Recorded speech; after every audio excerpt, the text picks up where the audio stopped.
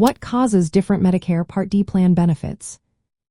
Imagine walking into a pharmacy and finding that two plans, both labeled Medicare Part D, offer very different benefits. Why is that? Well, the answer lies in how these plans are built and the choices they make. Medicare Part D plans are offered by private insurance companies, not the government. These companies follow federal rules but have the freedom to design their plans in various ways. This flexibility is what makes each plan unique. One big factor is how plans design their benefits within federal standards. All plans must include a deductible, which is the amount you pay out of pocket before coverage kicks in. After that, there is an initial coverage phase where you pay a share of drug costs, and once your total out-of-pocket expenses reach a certain limit, you enter catastrophic coverage. But plans can choose to offer different deductible amounts, copayments, or coinsurance rates. Some plans might have no deductible at all, while others might have a deductible close to the maximum allowed, which is set each year by Medicare.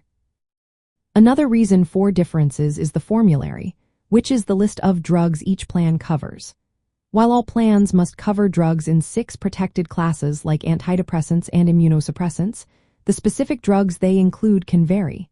Some plans might cover certain brand-name drugs at lower costs, while others might favor generic options. The placement of drugs on different tiers also affects how much you pay.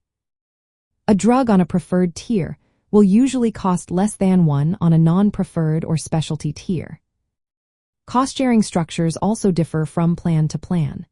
Some plans use tiered copayments, meaning you pay different amounts depending on whether the drug is generic, preferred brand, or non-preferred brand.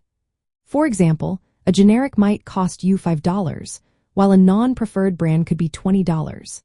Some plans might have no deductible, while others can have a deductible up to the maximum limit, which is around $590 in 2025.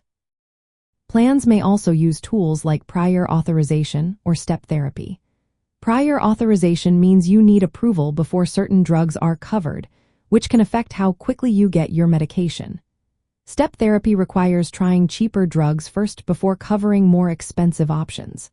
These tools help control costs but can impact how easily you access certain medications. Some plans offer extra benefits beyond the standard coverage. They might include coverage for drugs not usually covered by Part D, lower copayments for specific medications, or additional services like free vaccinations.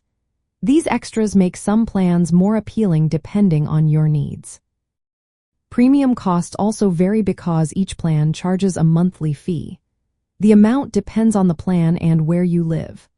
Plans that are part of Medicare Advantage, which combines Part A and Part B, might have different benefits and costs because they can use savings from other parts of Medicare to help lower drug costs.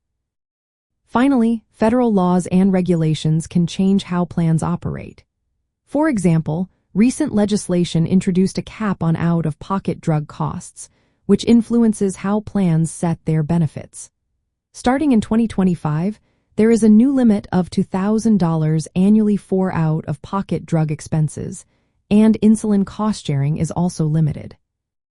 All these factors together create the differences you see among Medicare Part D plans. When choosing a plan, it's important to compare your medications, preferred pharmacies, costs, and extra benefits.